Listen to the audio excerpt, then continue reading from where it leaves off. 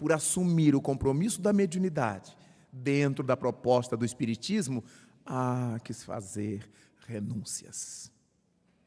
Se eu quiser gozar lá e gozar cá, alguma coisa vai sair perdendo, e serei eu. Algum lado vai perder, e serei eu. Por isso é que nós temos que fazer opções. Se a gente não fizer opções positivas, será muito difícil servir à mediunidade. Muitas e muitas vezes, depois das tarefas doutrinárias pelo mundo afora, nós pomos o pijama, nos deitamos, e quando eu penso que eu vou dormir, já estou começando a relaxar para dormir, aí chega o espírito Camilo, tranquilo, como se tivesse acabado de acordar. Meu filho, nós temos trabalho. E eu já me acostumei.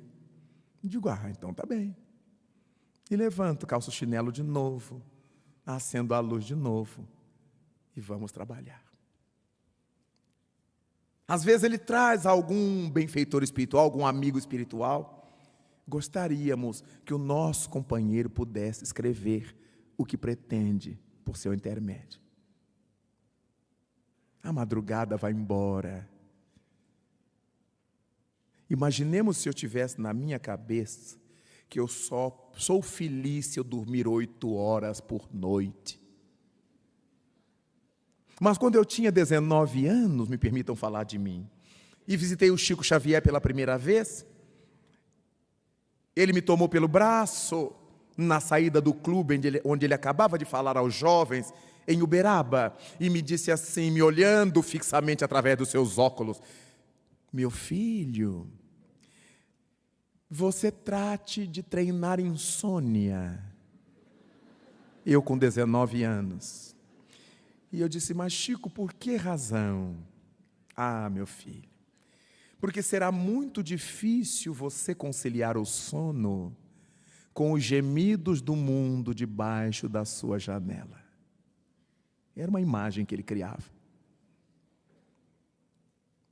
Vai assumindo o seu trabalho, porque se os espíritos estão usando esse chinelinho velho, e apontava para si, é porque há muitos chinelos novos que não querem sair das caixas, dos armários, só em dias de festa. Eu entendi a mensagem de Chico.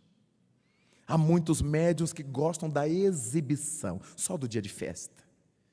Mas o cotidiano da mediunidade, a luta, a renúncia, os sacrifícios, o aprendizado, a necessidade do estudo, a massa dos médiuns não deseja. Só os louros, as glórias. Então, as glórias grandes ou as glórias pequenas pesam muito sobre nós. Daí, o livro dos médiuns nos chama a atenção de que não há idade precisa, mas há maturidade necessária. Há muitos anos eu estava em Belo Horizonte e os dirigentes de uma casa espírita me procuraram porque havia um dos jovens da mocidade expressando mediunidade e já com muita intensidade. Tinha 14 anos à época, o rapaz. E enquanto o dirigente conversava comigo, o benfeitor espiritual que me acompanhava naquela época me disse assim: oriente-o a dialogar com o jovem. E se ele estiver disposto às disciplinas da mediunidade, será um brinde que ele receberá com a tarefa mediúnica. E eu falei. De fato, ele conversou com esse moço, o moço aceitou e tornou-se médium aos 14 anos. De incorporação, de psicografia, até hoje médico formado, pai de família em Belo Horizonte. Esse jovem, hoje um senhor, está na mediunidade, sério, tranquilo. Há pessoas que pensam que seriedade é a gente não poder rir mais, não poder ir mais à praia, não poder jogar futebol. Seriedade é um modo de viver, não é um arranjo da cara. Há pessoas que não sorriem, não é porque sejam sérias, elas são conflitadas. E há outros que riem demais, não é porque sejam alegres, é porque estão sofrendo de depressão. E aí elas escondem rindo muito. Há a depressão que nos põe mais cambúzios, mas há a depressão que nos excita e nos faz exacerbar. Elas falam o tempo todo, elas contam um caso o tempo todo, elas ficam o tempo todo. É depressão muitas vezes. Aprendemos isto com os espíritos. Desde jovenzinho, a gente vai aprendendo. Quanto mais cedo a gente começa, mais cedo a gente alcança essa maturidade, se quiser. Allan Kardec, então, nos traz que tudo estará subordinado ao temperamento e ao caráter do jovem. Vejamos que não é a idade, o temperamento, o que nós falamos há pouco. Se o jovem tem por temperamento essa coisa mundana e quer aproveitar isto e não tem coragem para assumir renúncias, não comece, será menos mal. Mas se olharmos a história da mediunidade no Brasil, pelo menos, veremos que Chico Xavier começou seu labor sério aos 17 anos. Ele é de 1910 e começou em 1927. Dona Ivone Pereira começou a receber as páginas de memória de um suicida aos 13 anos de idade. Divaldo Franco começa aos 16 anos de idade. Julinho Grande Ribeiro aos 17 anos de idade. No meu caso específico, aos 17 anos de idade. E é isso que vai dando a gente essa têmpera, não de sermos espíritos perfeitos que não somos, mas de ter essa boa vontade, essa coragem de sair de casa, deixar as coisas, deixar a nossa cidade, nossa vida, nossa luta, para atender ao movimento, às pessoas, estarmos sempre prontos.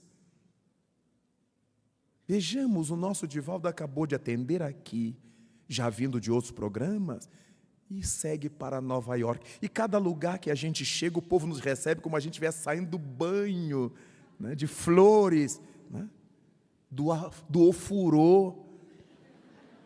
E eu digo, nós saímos do furor das lutas, porque não se dorme bem, não se relaxa bem. Cada dia numa cama, numa casa, num apartamento, num hotel, com vibrações diferentes.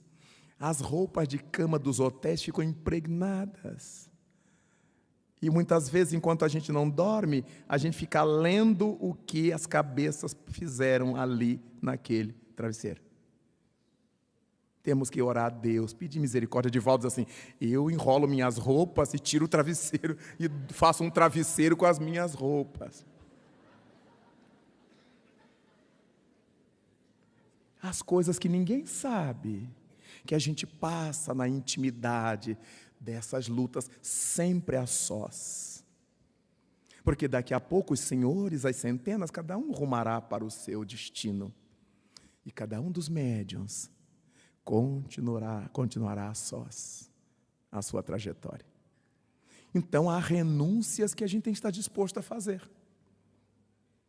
Há algumas pessoas nos perguntam assim, por que vocês não casaram? Eu não posso responder pelos outros, mas eu fico procurando imaginar que mulher suportaria um marido que passa 2/3 do ano viajando pelo mundo e todas as mulheres agarrando, beijando, mordendo.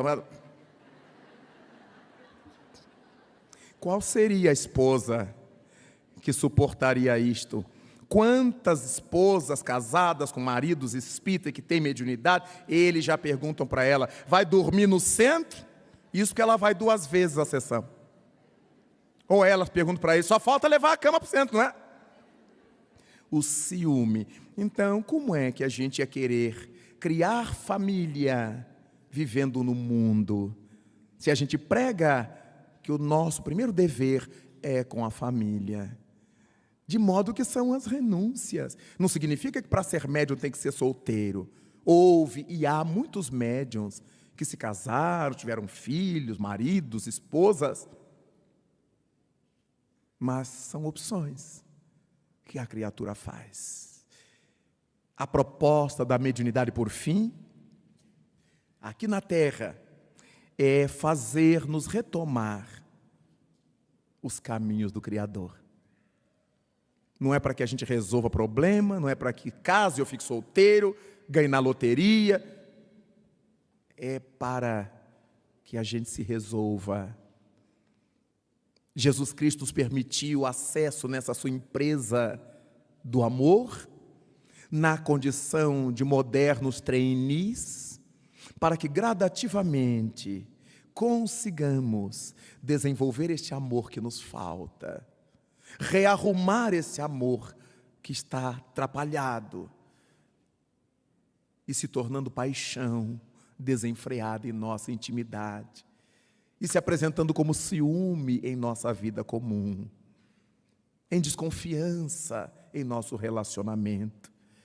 A mediunidade nos vem ajudar a equacionar tudo isto, a olhar os outros como gostaríamos que os outros nos olhassem, com esse olhar de entendimento, de misericórdia, de piedade, de reproche, de disciplina, sempre quando houver necessidade.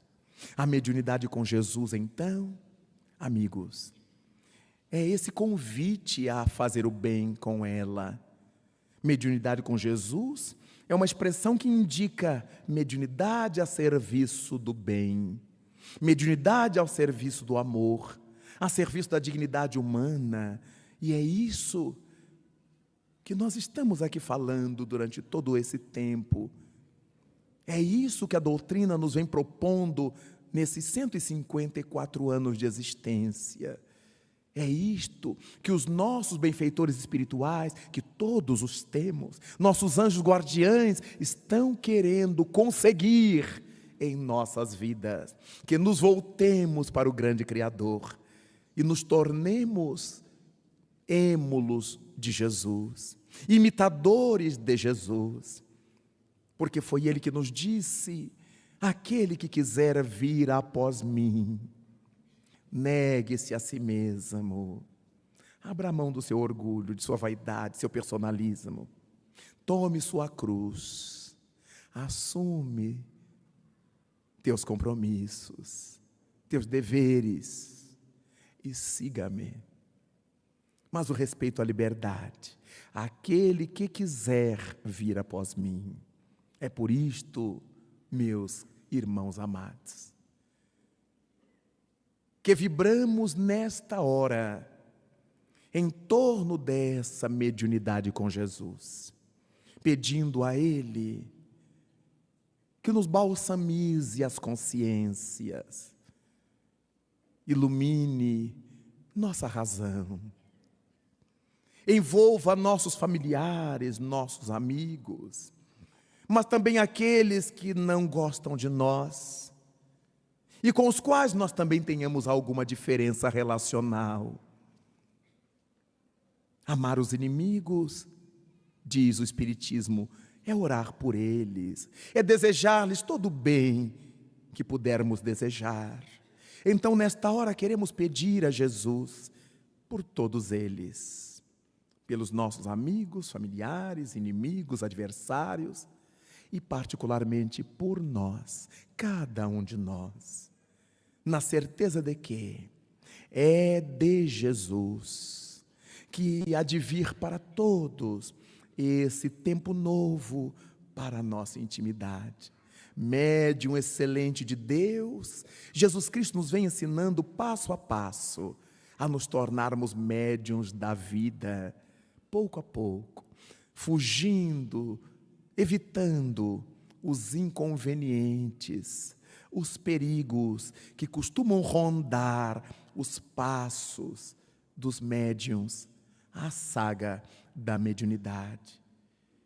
E é nesse sentimento de querência que nos envolve nesta hora, é nesse sentimento de agradecimento que nos toma neste momento, que olhamos ao longe o sol de primeira grandeza que o homem de Nazaré representa, e na certeza de que Ele está presente entre nós, Porque onde houvesse 2 ou mais em seu nome reunidos, Ele estaria aí.